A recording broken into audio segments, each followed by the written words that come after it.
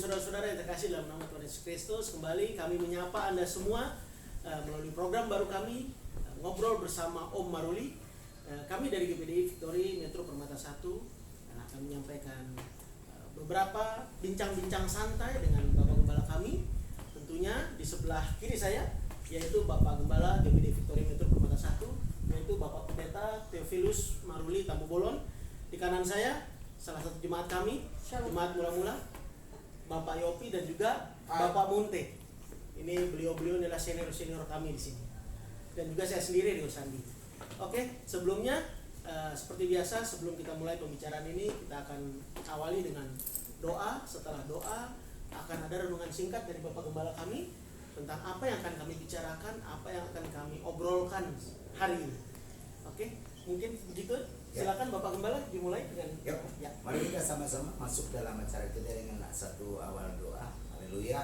Bapa surgawi, kami bersyukur padamu pada siang menjelang sore ini. Kami ada di sini ngobrol bersama rohani untuk boleh bersama ngobrol-ngobrol secara firman-Mu. Urapi dalam setiap apa yang kami ngobrolkan kiranya berguna, bermanfaat bagi kami, bagi orang mendengar.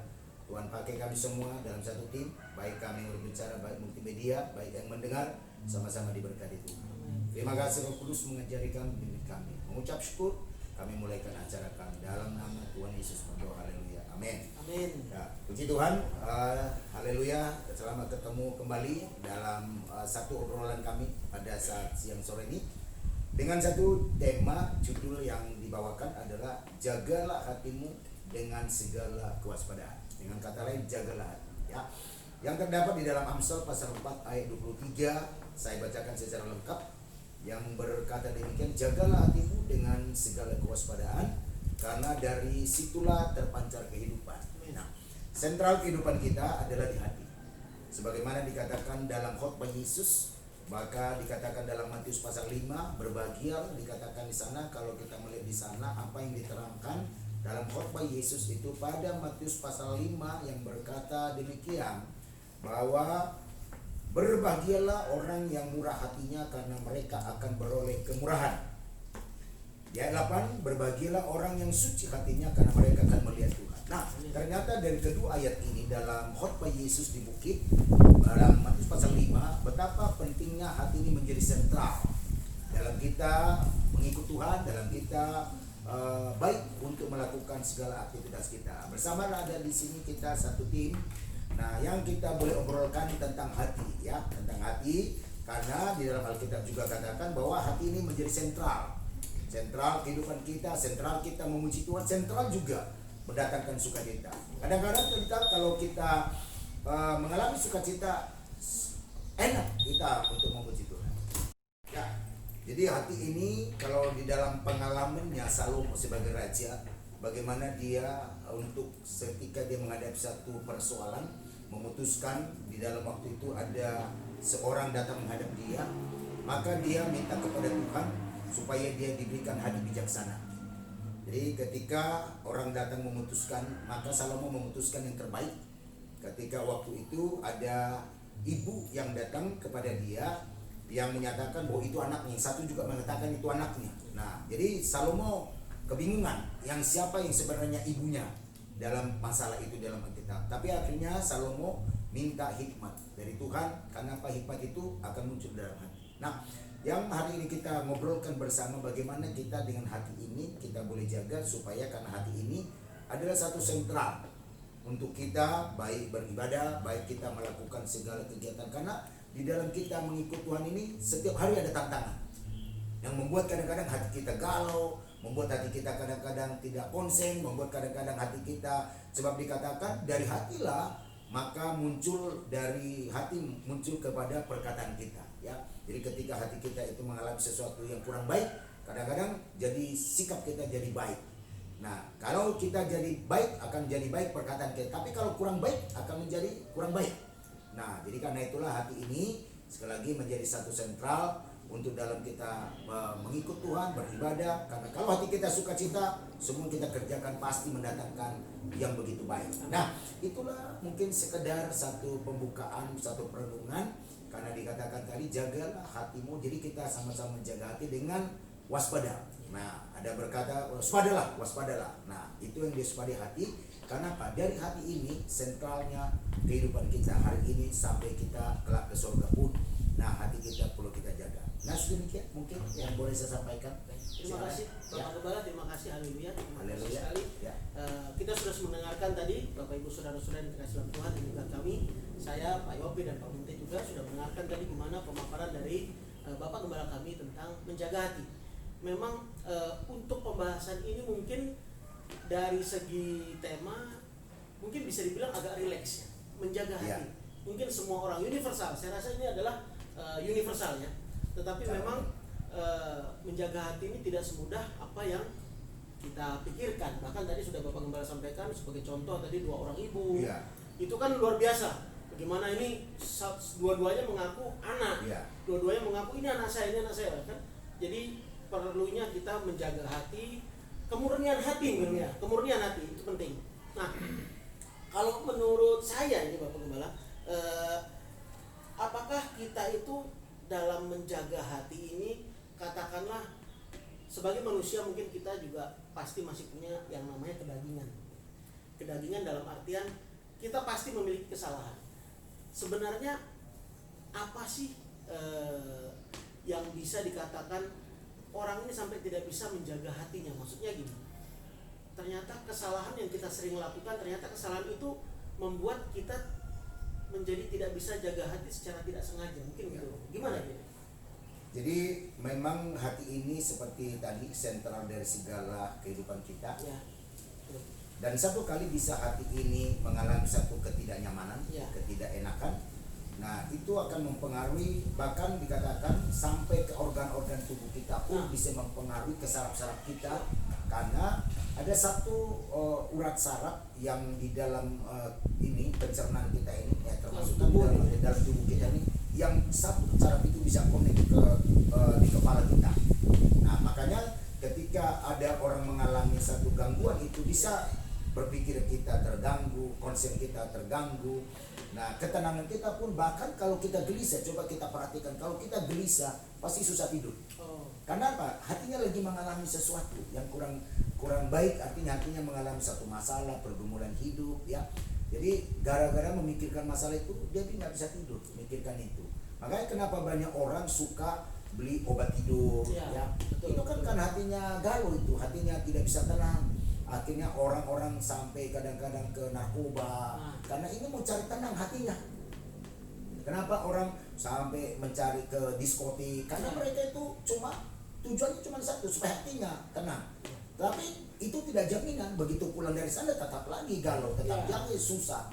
Ya kan? Tetap aja. Tetapi yang membuat hati kita tenang, kata Alkitab, hati kita tenang kalau ada dalam Yesus. Amin. Hati kita tenang kalau Roh Kudus menuntun kita. Amin. Ketika orang coba cari ketenangan di luar sana, contohnya ada orang-orang sampai ke narkoba, ada ingin mencari hiburan, tapi nggak bisa juga, hanya sebentar aja, temporer aja. Tapi begitu dia keluar dari sana, dari tempat di mana dia coba cari hati tenang, nggak bisa. Makanya dikatakan oleh Alkitab, hanya dekat Allah saja hatiku tenang. Amin. Nah, itulah kira-kira yang menjadi satu ini. Jawabannya. Jadi ternyata kalau mungkin secara biologis, saudara-saudara juga, otak ini kan menjadi sentral. Iya. Ternyata selain otak, hati itu juga punya peranan penting. Iya. Bahkan dengan satu saraf itu pun mempengaruhi. Iya. Karena dari hati ke otak kita. Dari hati ke otak. Iya, jadi selama ini kan kita mengetahui semua dari sini kan. Semua kalau mungkin secara di sekolah mungkin ya, kita mempelajari anatomi tubuh dan sebagainya. Sederhananya kan semua dari sini. Ya. Ternyata setelah disampaikan oleh Bapak Gembala, ternyata sekarang saya juga baru tahu ternyata memang semua dari sini, tetapi ada yang memerintahkan. Ya. Ternyata otaknya ada yang memerintahkan, yaitu hati. Ketika hati kita galau tadi, jadi otak kita ke diskotik lah segala macam, itu mungkin otak yang memerintahkan. Tetapi kan otak memerintahkan gitu akibat perasaan yang hati rasakan gitu ya, kurang lebih seperti itu. Nah, oke. Kalau untuk mungkin dari Pak Yopi atau Pak Munti mungkin ada pertanyaan sedikit atau apa. Nah, baiklah, kalau begitu kita mau ngopi dulu Pak Yopi. Silakan. Ya. Yopi silakan. Ya. Jadi memang cukup baik nih pertanyaan ini dari kesempatan ini. Ya. Sebenarnya kata-kata menjaga hati sangat baik, tapi saya lebih pengen diperjelaskan lagi itu. Ada apa dengan hati itu? Masalahnya kenapa hati ini dijaga? Dan lagi kenapa hati ini dijaga? Nah, seharusnya atau bagaimana? Karena apa hati itu perlu dijaga? Ya. Dan emang masalah apa hati ini? Nah, dan posisi hati ini yang benar di mana dan yang salah sehingga dia harus dijaga. Nah, dan posisi di manakah hati itu tenang dan di saat di manakah hati itu kita bawa supaya tenang. Wah, Oke, ini pertanyaan yang sangat luar biasa nih. Ini sekarang bagi ahlinya yang sudah mengerti deh. Ini pertanyaan besar ya. Baik, silakan Bapak Gembala. Ya, puji Tuhan. Jadi pertanyaan bagus ya. Karena dikatakan kenapa kita perlu menjaga hati. Ya. Karena memang Tuhan menciptakan manusia itu, salah satu komunikasinya Tuhan dengan manusia adalah ke hati. Ya. Ya. Jadi hubungan kita ke Tuhan itu adalah dimulai dari hati. Maka dikatakan Yakobus, orang yang hatinya mendua, nah artinya di satu sisi hatinya ke Tuhan, di satu sisi hatinya ke Tuhan, itu nggak tenang hidupnya. Kenapa perlu dijaga hati? Karena hati inilah yang seringkali bisa dipakai memuji Tuhan, bisa juga dipakai kepada hal-hal yang jahat. Nah, karena salah satu iblis mau pergunakan manusia itu untuk jatuh adalah di hati. Nah, makanya dikatakan oleh Yesus dalam Matius pasal yang ke-12, dikatakan sana karena yang diucapkan mulut meluap dari hati. Ya. Lalu dikatakan ayat 35, orang yang baik mengeluarkan hal-hal yang baik dari perbenarannya yang baik. Dan orang yang jahat mengeluarkan hal-hal yang jahat dari perbendaharaan yang jahat. Artinya perbendaharaan semua ada di hati. Kalau perbendaharaan kita di hati ini baik, akan keluar nanti dari pikiran kita, ke mulut kita, perkataan kita akan baik. Tapi sebaik-baiknya kita menutup sesuatu yang di hati ini, kalau tidak baik, satu kali akan muncul, akan menguap, ya, atau meledak. Tinggal tunggu waktu saja. Karena sebaik-baiknya kita simpan, ada satu hati yang kurang baik. Nah itu nanti tinggal tunggu waktu, akan muncul itu, akan muncul. Tapi hati kita kalau baik itu, bagaimanapun dia menutupi, tetap ketahuan akan tetap baik, tetap baik. Walaupun mungkin tidak bisa dinilai orangnya. Misalnya contohnya, kita lihat orang ini sepertinya, lihat mukanya seperti ini tidak baik, tapi hatinya baik. Tapi satu kali kita kali dari perbuatannya. Nah ada banyak orang tertipu cuma lihat muka. Dilihat mukanya, serang, ya kan, sarang, wah ini pasti penjahat ini. Tapi begitu dia kata, baik orangnya, hatinya baik kan. Kadang-kadang kita suka salah, ya betul, ya kan? Betul sekali. Nah, jangan juga suka kita salah menilai orang dengan kita lihat fisiknya. Padahal hatinya, nah kenapa hatinya memang dasar baik? Itu yang dikatakan di Matius tadi, dasar hatinya. Nah itu hatinya. Nah ada orang kita lihat sepertinya dia lembut, perawakannya, tapi hatinya jahat. Nah jadi itulah sebabnya kenapa perlu seperti kata Pak Mun tadi, bagaimana sih kenapa kita perlu menjaga hati? Nah jawabannya karena dari hati inilah yang dimanfaatkan untuk memuji Tuhan. Dari hati ini juga kalau sampai salah, ya. Nah maka dikatakan di dalam Yakobus, ya dikatakan dengan mulut kita memuji Tuhan, dengan mulut kita juga mengutuk orang.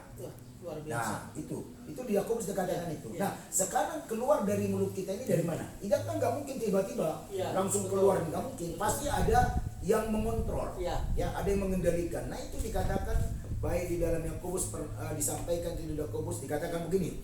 Dari Yakobus pasal 3 ayat 10, dari mulut yang satu keluar berkat dan kutuk. Hal itu saudara-saudara tidak boleh demikian terjadi.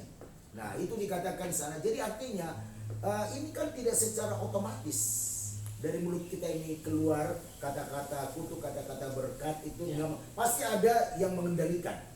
Nah yang mengendalikan itu bukan semua dari pikiran kita, pasti ini dari hati. Semua berawal dari hati.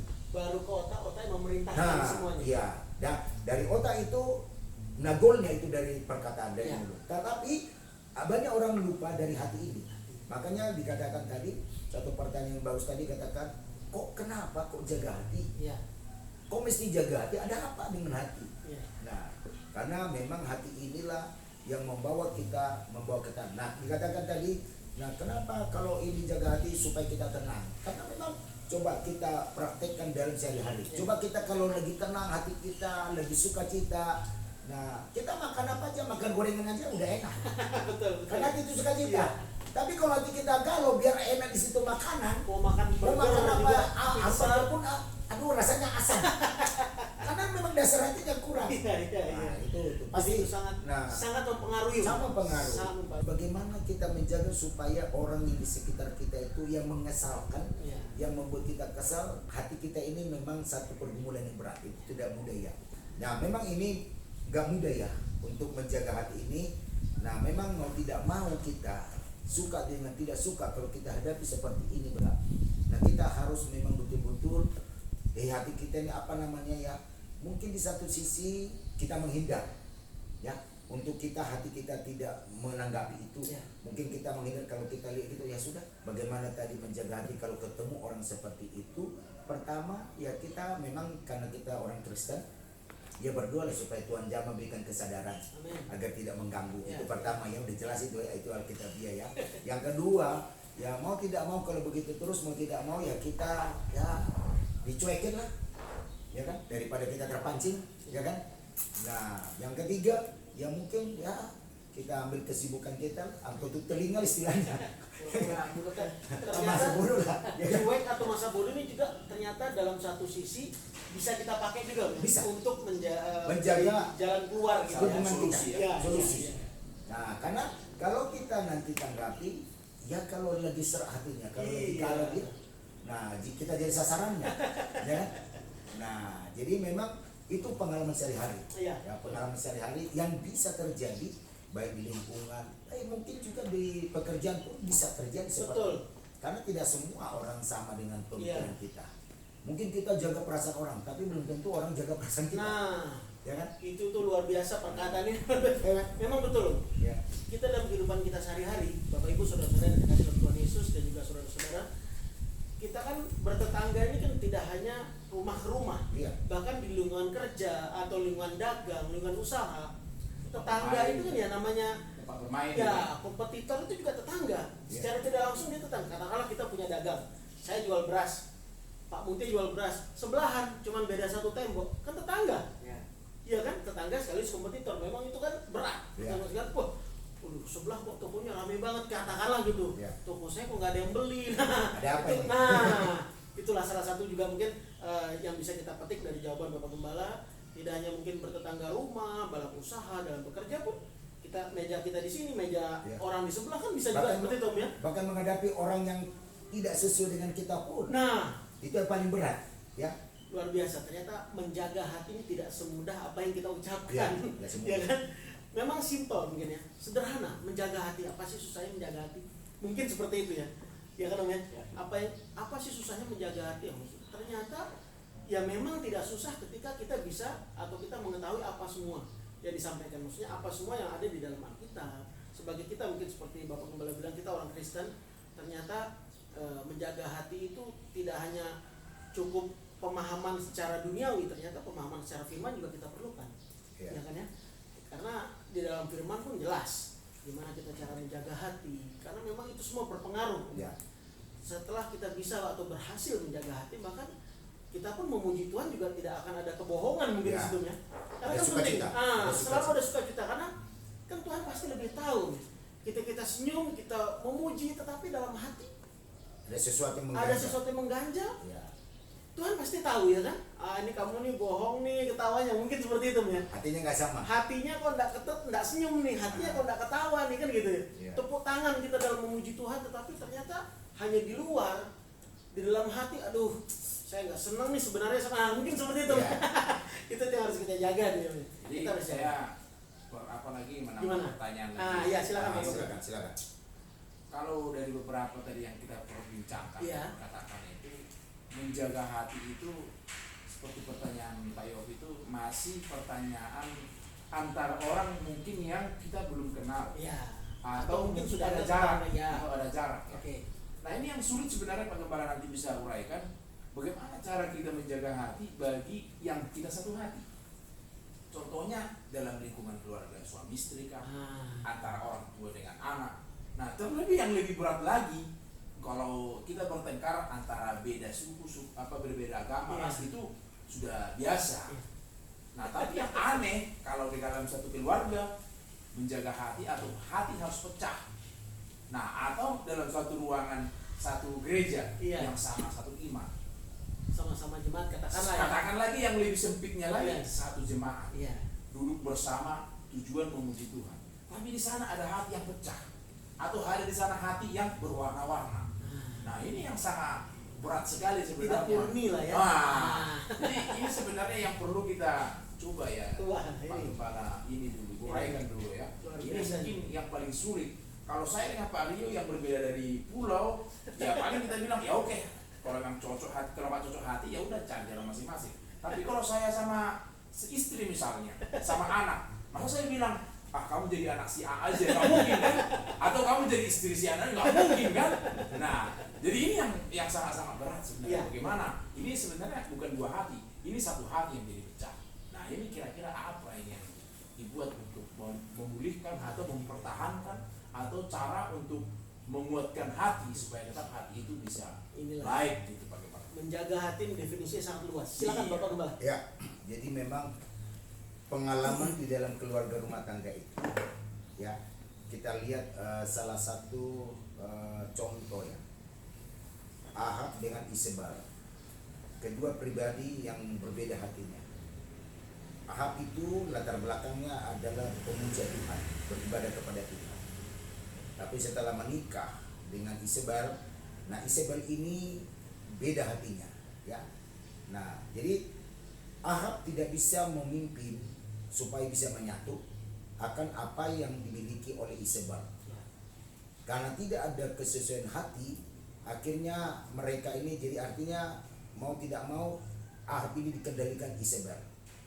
Dan puncaknya ketika tidak ada yang mengalah, Ahab tidak mau mengalah, nah Isebal juga tidak mau mengalah, maka akhirnya ujungnya ini Ahab dikendalikan oleh Isebal. Sehingga ketika ingin sesuatu, contoh waktu itu Ahab ingin kebun anggur Nabot, lalu dia sedih. Lalu Isebel katakan, kenapa kamu sedih? Saya ingin kebun anggurnya Nabot itu, tapi nggak dijual. Oh gampang, kata Isebel. Lalu dia suruh jagoan-jagoan, tukang-tukang pukul. Dia hajar itu Nabot, dia pukul, dia pun diambil anggur, dia buat kebunnya. Nah, artinya karena hatinya Isebel ini memang hatinya adalah dari awalnya jahat, tetapi tidak connect dengan hatinya Ahab yang tadinya Ahab ini pun hatinya baik, tapi sudah tidak bisa, akhirnya ribut. Nah, disinilah karena tidak ada hatinya dan juga tidak bersama-sama untuk memuji Tuhan. Yang satu tujuannya kemana, yang satu. Nah, di dalam keluarga pun bisa terjadi seperti ini. Tetapi yang membuat supaya hati kita connect adalah, kalau ini kan karena beda, memang satu pemujaan, satu persekutuan mereka yang berbeda. Nah, akhirnya tujuan arahnya pun jadi berbeda. Ya. Tetapi kalau kita sudah sama-sama di dalam Tuhan, nah saya percaya keluarga kita, rumah tangga kita yang sudah sama-sama dalam Tuhan, memang ada perbedaan. Memang dari awal pun Tuhan menciptakan kita, menjodohkan kita selalu itu yang selalu berbeda. Berbeda prinsip, berbeda karakter, berbeda tujuan. Ya, tetapi kita yang membuat itu karena ada Yesus. Ya, itu yang membuat kita. Nah, ada Yesus, ada Firman, ada Roh Kudus. Inilah yang membuat kita paham sehingga kita bisa memahami siapa istri kita, bagaimana karakternya. Nah, dengan kata lain, kita bisa jadi mengalah. Kenapa? Karena Yesus tadi, karena Firman tadi, karena Roh Kudus tadi. Sehingga tidak lagi kita sebagai, nah ini kan kadang-kadang kita karena kita laki-laki akhirnya kita merasa gengsi. Ya. Oh, saya kan laki-laki. Ego ada. Ego, Nah. ya kan? Iya. Ada ego. Iya. Oh, apalagi kalau kita misalnya yang banyak dapat duit, ya kan? Nah, demikian juga sebaliknya. Iya. Kalau istri yang lebih banyak dapat duit, oh saya lebih banyak dapat duit. Nah, ego sama ego. Iya.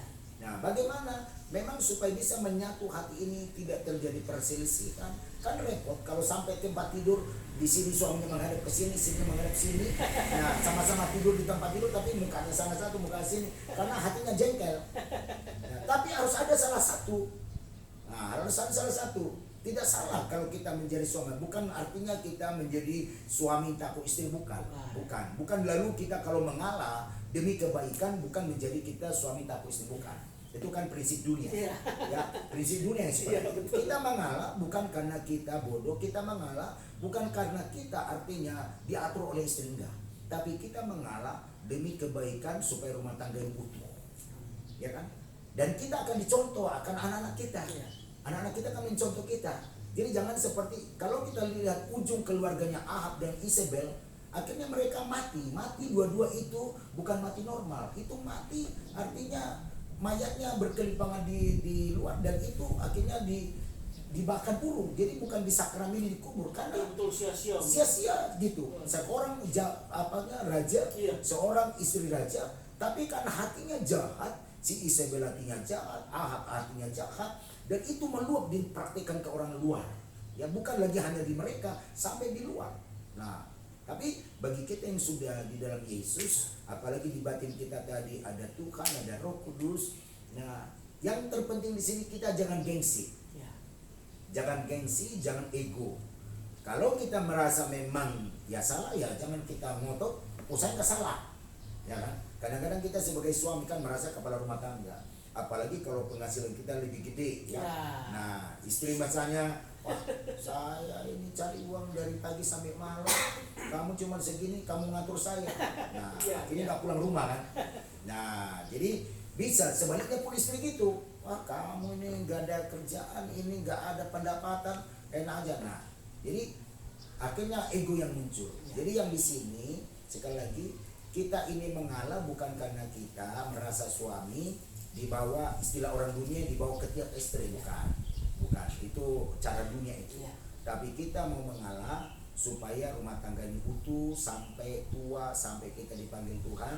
Dan yakinlah kalau kita bisa damai-damai situ dalam rumah tangga, anak kita akan contoh. Anak kita akan berkata, wah itu papa saya suka mengalah. Nah dia pun nanti melihat suaminya kan gitu. Nah dia akan berdoa, Tuhan berikan suami seperti, coba perhatikan, pasti begitu. Kalau kita dilihatnya baik, pasti anak kita berdoa begini, Tuhan berikan suami saya nanti seperti papa saya. Tapi kalau kita nggak baik, aduh Tuhan kalau boleh jangan seperti papa saya. Nah, kan repot gitu. Oke, terima kasih Bapak Gembala atas penjelasannya tadi. Luar biasa yang sudah kita dengarkan. Memang menjaga hati adalah salah satu yang mungkin bisa dibilang kata-kata universal. Baik, terima kasih Pak Om Yopi. Mungkin ada tambahan? Sudah? Waduh, cukup. Om Yopi cukup. Cukup. Pak Musa mungkin ada, silakan. Yes, Ini mumpung kita santai-santai ngobrol, silakan. Nah iya, jadi seperti tadi itu kan kita udah banyak saran dari Pak Gembala. Ya, betul.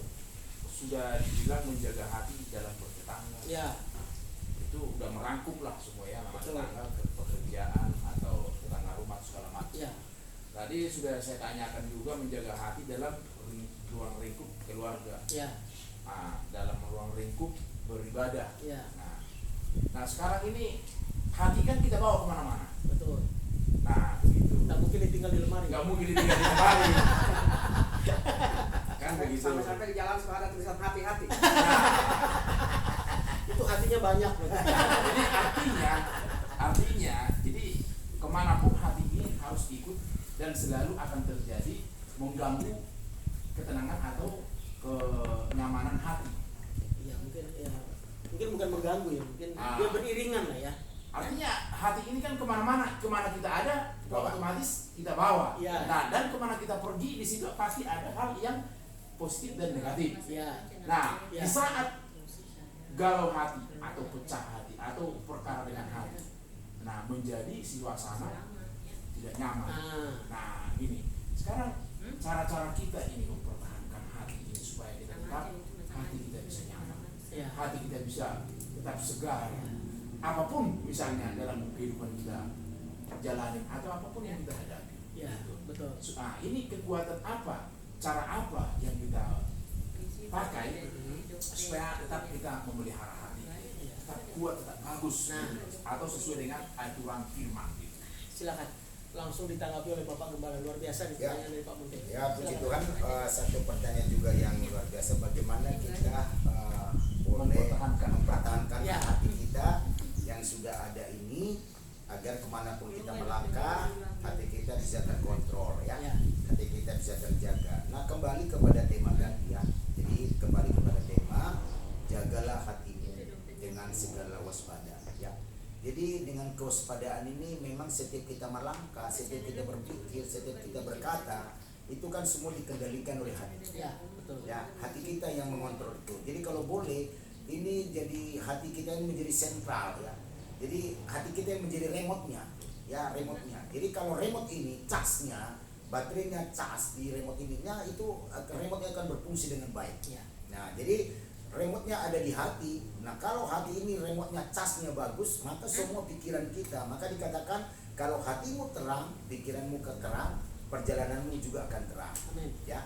Jadi bagaimana menjaganya? Memang menjaganya ini tidak semudah yang kita perkatakan. Ya. Ya. Menjaganya tidak semudah yang kita perkatakan. Tapi paling tidak menjaganya itu pertama kita perlu waspada. Ya, waspada. Dan kedua, kita artinya tahu dulu ya. Kira-kira kalau kemana kita pergi melangkah, maka kita sudah persiapkan langkah kita dengan betul-betul menjaga hati. Dengan kata lain, wah saya berhadapan nanti dengan si A. Ya. Nah si A ini orangnya pribadinya begini, ya kan? Nah sifatnya begini, berarti saya harus bisa menahan diri, ya menahan diri. Nah menahan diri, karena kalau saya nanti terpancing, maka saya bisa akan jadi gerak atau memang bisa terpancing jadi emosi. Bumerang. Nah, bumerang jadinya. Bumerang. Nah, ya kan? Nah, jadi salah satu kita lihat baru ketika tadi tidak ukuran itu dalam kita melangkah, dalam kita bekerja, dalam kita bertetangga, dalam kita berjemaat pun, beribadah pun. Ya. Nah, itu kan belum tentu semua itu sama hatinya dengan kita. Ya. Ya, belum tentu kadang-kadang kita bisa lihat orang lagi hatinya mungkin nggak pas, tiba-tiba kita sapa dia tapi mukanya cemberut. Ya. Nah itu kan kadang-kadang kan, nah terpancing nggak? Wah saya sapa dia bukannya disahut kan? Nah saya Dicuekin, Mas. dicuekin. Ya kan? Ini lumayan itu kalau itu misalnya di pasar. Ya. Ya kita lumrah kalau itu di pasar. Nah kalau ketemu kita orang pasar, benar kalau kita ketemu orang di gereja kita sapa, ya kok malah itu bisa terjadi loh. Kita sapa misalnya saya sapa Pak Munte, tetapi nyaut saya Pak Rio. Nah, yang sini langsung kabur sana. Nah, kira-kira gimana? Itu kan pasti hati kita kan gini. Waduh, saya. Apalagi kalau kita misalnya kita saat mau kepingin salaman. Nah, lalu dia bukan salam kita, malah yang lain dia salam dia. Itu bisa terjadi. Iya. Ternyata hati dia rupanya nggak seret sama kita. Nah, ya kan padahal kita nggak ada apa-apa sama dia sebenarnya. Tapi ada dasar hatinya. Nah, menanggapi ini perlu kita tidak terpancing. Ya. Tidak terpancing. Sebab kalau kita terpancing, akhirnya nanti kita jadi emosi, akhirnya kita jadi nanti benci, lama-lama kita jadi kepahitan. Ya kan?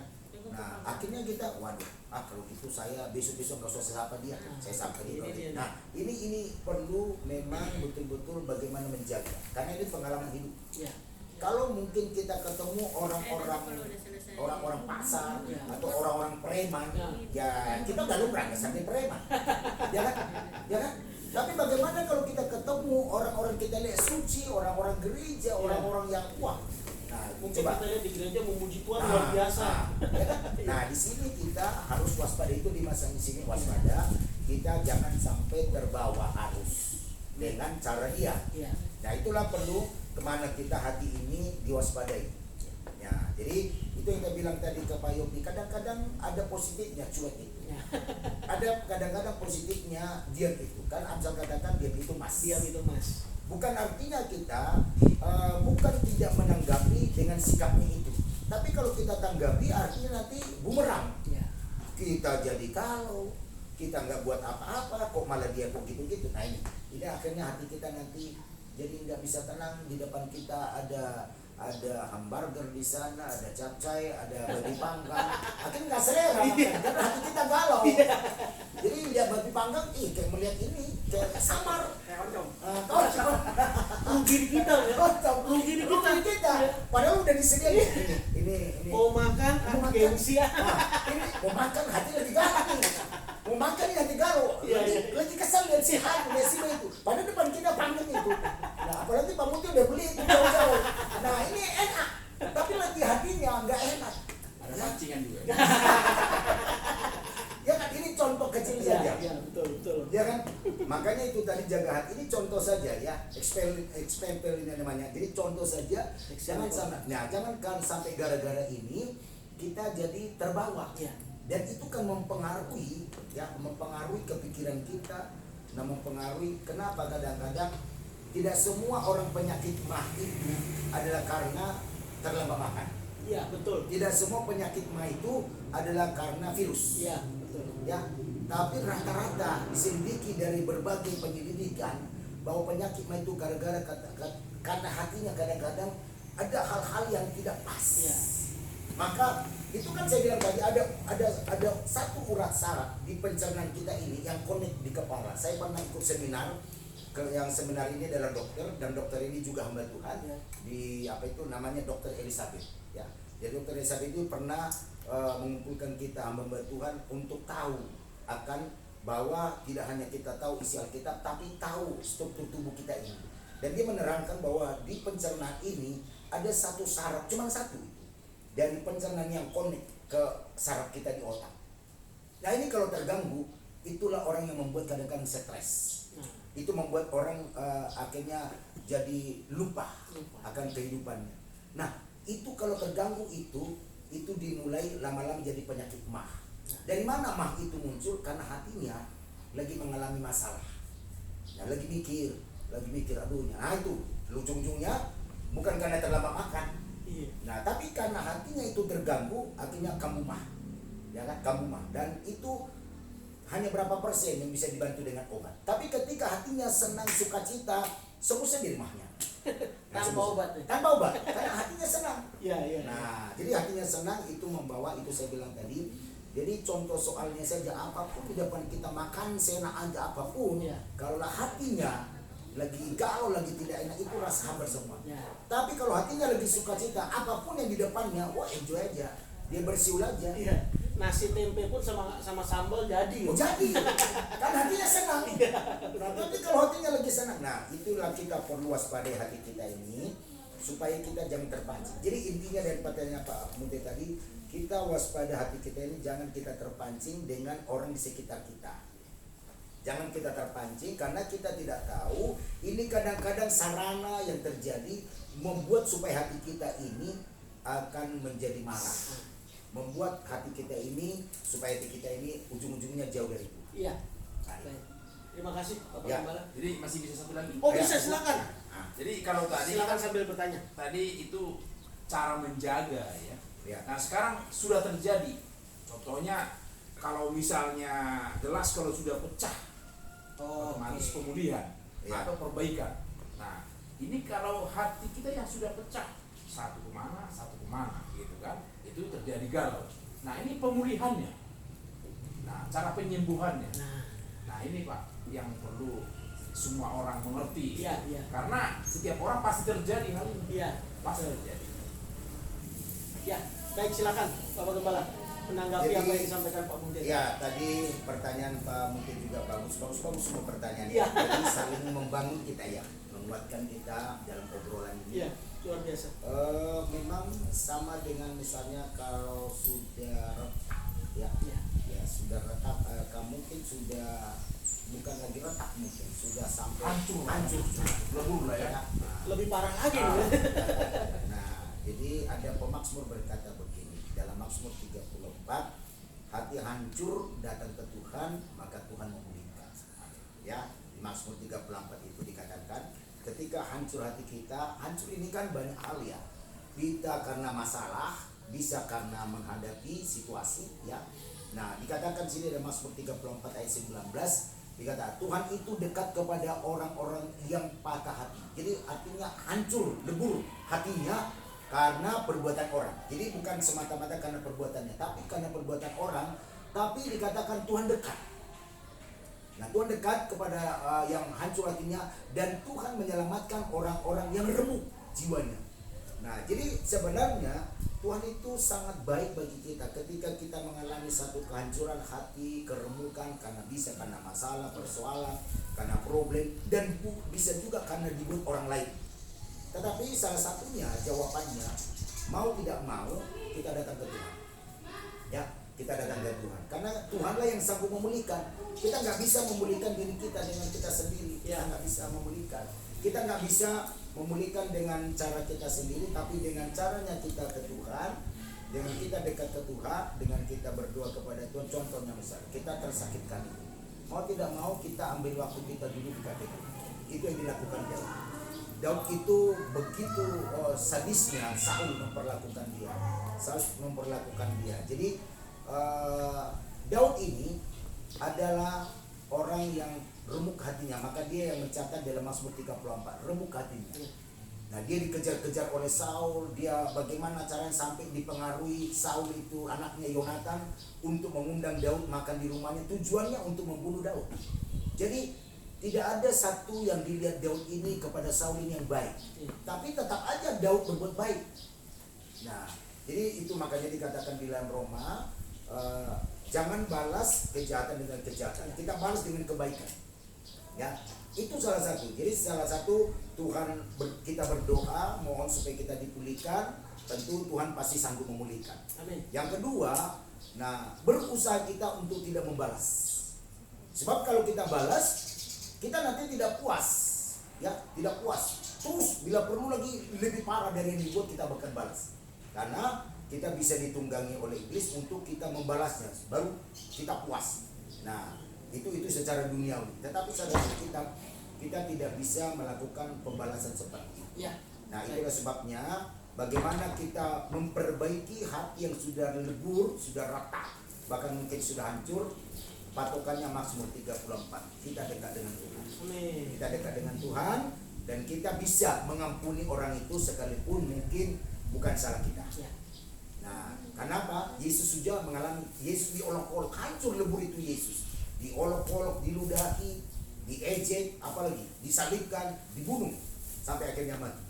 Tetapi apa kata Yesus? Bapa, ampunilah mereka sebab mereka tidak tahu apa mereka perbuat. Apakah tidak hancur lebur hatinya Yesus? Bahkan di tengah-tengah dia pun yang sudah memilih muridnya 12. Nah, sama-sama mereka perjamuan, sama-sama duduk, sama-sama tidur, sama-sama melayani. Tetapi di antara 12 ini, Yudas Iskariot ada di situ mengkhianati. Betul. Apa tidak hancur hati Yesus? Hatinya hancur.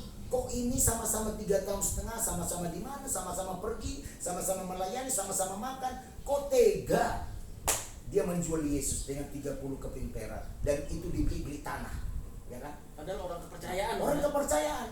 Nah, orang kepercayaan dia di dalam kumpulannya Yesus. Ya. Tetapi apakah kalau walaupun tidak dicatat di Alkitab, apakah Yesus tidak hancur hatinya? Hancur berkeping-keping. Nah, sampai Yesus berkata begini, kenapalah orang dilahir di dunia sampai begitu? Itu kan membuktikan satu perkataan yang hancur hatinya. Kok tega seperti itu?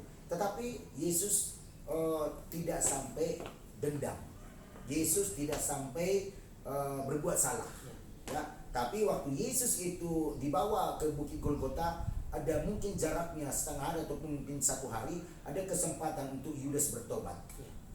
Tapi dia nggak bertobat, malah dia pergi dan dia akhirnya bunuh diri. Beda dengan Petrus. Petrus 3 kali dia menyangkal Yesus. Nah, itu juga hatinya Yesus. Begitu dilihat Petrus, dia tolak. Dia katakan itu dia dikenal. Hati Yesus hancur. Ya. Karena Petrus itu adalah salah satu murid yang pertama. Tapi dia bisa ngomong itu saya tidak kenal. Apakah hancur hatinya? Betul. Ibaratnya seorang anak tidak mengaku itu ayahnya. Ya. Itu bapaknya. Kan hancur hatinya itu. Nah, udah hancur berkeping-keping itu. Tetapi Tuhan Yesus memberi kesempatan untuk Petrus, akhirnya Petrus bertobat. Nah, jadi salah satu kesimpulannya memulihkan hati yang hancur, yang retak ini. Pertama, kita dekat dengan Tuhan supaya Tuhan bisa memulihkan kita, menerima orang itu apa adanya. Kedua, memang kita harus bisa mengampuni, ya. Walaupun dia membuat hati kita berkeping-keping hancur, tapi kita mengampuni itu karena konteksnya Alkitab. Nah, kalau konteksnya dunia lainnya, tapi konteksnya Alkitab itu kira-kira seperti itu. Baik. Ya. Terima kasih Bapak Gembala. Ya. Mungkin Bapak mungkin sudah jelas juga Pak ya. Hanya saya mengingatkan, jikalau Anda hatimu hancur, ayatnya di mana Pak Gembala? Mazmur 34 Nah, ayat itu 19. dia. Jadi bagi yang hatinya hancur, Ingat Mazmur 34. 34 ayat 19. Nah, luar Sebab biasa. Tuhan dekat. Sebab Tuhan dekat. Sebab kepada hati yang hancur yang remuk jiwanya. Terima kasih Bapak Gembala, Pak Ya. Munte, Pak Yopi. Kita sudah mendengarkan apa arti atau penjabaran dari menjaga hati. Memang tidak mudah. Jadi ketika kita bisa menjaga hati, ya Tuhan pasti memulihkan apapun itu. Ya. Apapun permintaan, jagalah hati Anda. Ketika kita bisa menjaga hati, pasti Tuhan akan pulihkan. Dan ketika kita ternyata diizinkan Tuhan untuk hancur hatinya, seperti yang Pak Muti tadi katakan, maka kembalilah ke Tuhan. Di situ ada tadi di Mazmur 34 ayat 19. Kembalilah ke Tuhan. Jadi segalanya adalah milik Tuhan, dan apapun yang kita lakukan semuanya untuk Tuhan.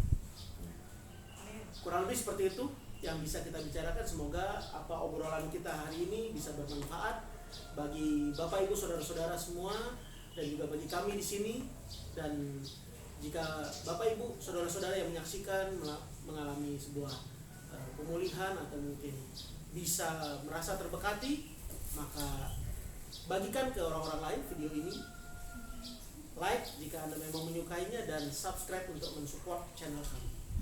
Mungkin itu yang bisa kita sampaikan. Bapak Gembala akan ditutup oleh Bapak Gembala dengan doa penutup. Silakan Bapak Gembala. Ya, terima kasih Bapak di surga. Kami sudah ngobrol yang hal-hal rohani untuk membangunkan kembali kerohanian kami, iman kami, dengan berbicara tentang hati yang firman-Mu katakan, supaya kami menjaga hati kami dengan segala kewaspadaan, karena dari hati inilah sentral kami memuji Tuhan. Dari hati inilah membuat kami tenang. Dari hati inilah kami membuat untuk boleh melihat janji-janji Allah digenapi bagi kehidupan kami. Tolong mampukan kami Roh Kudus, supaya kami tetap menjaga hati kami dalam segala sikap, suka tidak suka, enak ataupun tidak enak yang kami hadapi setiap hari. Mampukan kami Roh Kudus, sebab kami tahu dengan dekat dengan Tuhanlah kami mendapat satu ketenangan. Berbagai narasumber, berbagai teman-teman juga memberikan pertanyaan. Biarlah itu membangun kami semua, bahkan setiap umat-umat-Mu, setiap pribadi-pribadi yang menyaksikan acara ini. Berkati mereka, kuatkan mereka supaya mereka pun memiliki hati yang kuat, hati bijaksana, hati yang mengendalikan diri. Terima kasih Bapak, berkati terus kami dan terus seterusnya dalam acara ke depan. Tuhan menyertai kami semua. Biarlah berkat ini dalam obrolan ini Tuhan dipermuliakan. Dengan firman-Mu dan dengan renungan, dengan obrolan bersama, nama-Mu ditinggikan di atas segala. Inilah doa cokun sekar kami, akhiran kami dalam setiap obrolan ini. Tuhan Yesus segala-galanya bagi kami. Dengan mengucap syukur, akhiri acara kami dalam nama Tuhan Yesus Kristus. Kami bersyukur. Haleluya, haleluya. Amin. Amin. Silakan. Terima kasih, sampai bertemu kembali dengan kami di acara selanjutnya. Saya Rio Sandi bersama Bapak Gembala Maruli Tapopolo, Yogi dan Pak Mute. Sampai jumpa, Tuhan memberkati.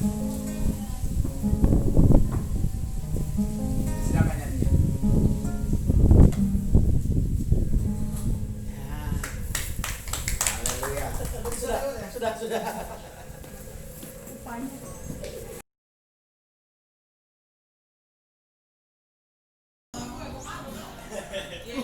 Sekarang sudah tidak ada pilihan. Bakwan semua sudah tidak ada pilihan. Bakwan semua. Kenapa bakwan?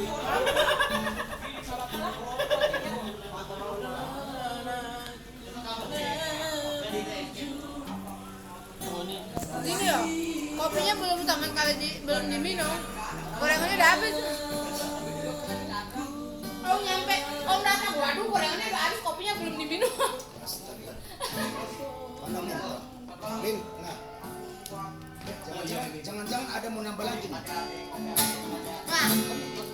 model nggak boleh diambil dari itu.